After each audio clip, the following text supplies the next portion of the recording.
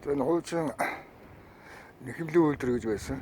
За бид бүхэн одоо нэхэмлийн үйлдвэрийг яндан үзэж байна. За энэ дээхэн үеийн социализмын үед баригдаж байсан барилгуудын бас нэг түүхэн он жилүүдийн хугацааг аваад үзэх юм бол нэлээд олон жил болсон байна.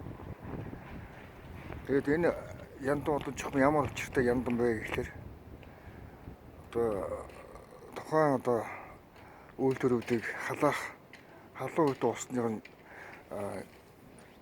одоо дулааны хэмжээг одоо гормыг хэмжээнд байлгадаг одоо яндан байгаа. Одоо нэлээд томоохон яндангуудын тоонд орж байна. Тэгээ одоо энэ хуучин нэхэмлийн үйлдвэр 1997 онд бид нар худалдаж авсан л да. Сүнжин грамын зохистой Өрийн Эрдэнэбат Исваг Жаргал сайн хоёр худалдаж аваад тэгээд энд нэг юм байсан байгаа. Энэ хоёр давхар. За энэ байшинг мөн худалдаж авсан. За ажилчтай одоо байршуулад энэ уртлын хоёр давхрын энэ хуучин байсан байгаа. За энд одоо ажил үүргээ гүйцэтгэн. За энэ уртлын харж байгаа энэ нэг сонин хэлбэр төрстэй байшингууд мөн л ялгаа авахгүй. Нэхэмлийн болон бас ноосны үйлдвэрийг ажилуулсан. Энэ маш их одоо өөр бүтээлтэй үйл ажиллагаа явуулсан.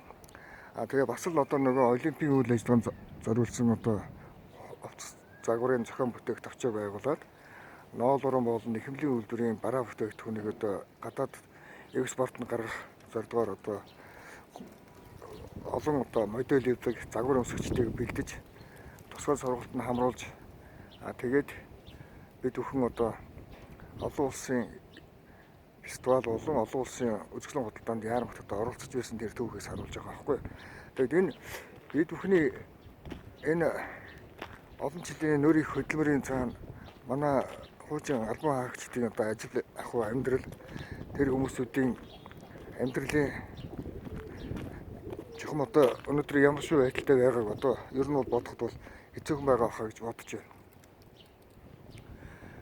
За тэр харж байгаа яндаг бид бүхэн харж байна. За энэ готлын үйлдвэрийн яндан одоо зураач баримлчин Өрийн Эрдэнэбат өөрөө барьсан байгаа шүү дээ. Одоо энэ готлын үйлдвэрийн яндан. Тэгээ одоо ганцаараа барьсан.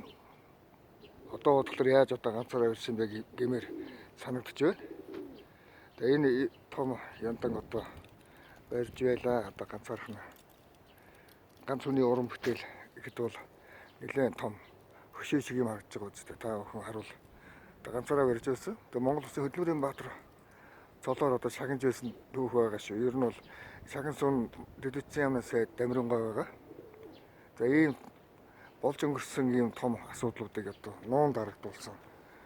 Тийм одоо үйл явдал Монгол хүчнээ байгаа.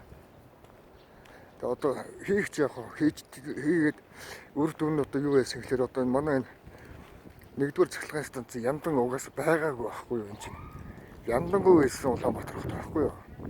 Тэгээд Эрдэнэбатаар өөр нь байрвсан байгаа. Тэр чинь одоо бүр 96 онд бариу яа. 96 онд л одоо ирж барьсан.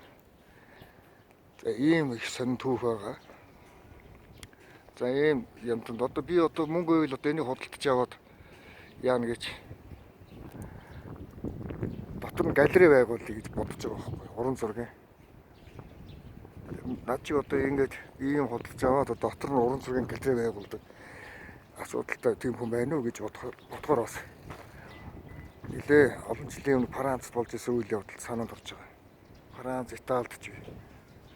Тэгээ одоо энд сүүлд нь Европод ирж бас нэг хамбар байгуулж байлуу да.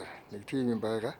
Тийм одоо түүхэн үйл явдлууд байдаг юм аа. Тэгээд уран зураг, уран баримлын астарсгаа болгоод дотор нь өөрөө амьдраад байж исэн гэж бодохоор бас сонир түүх байгаа юм.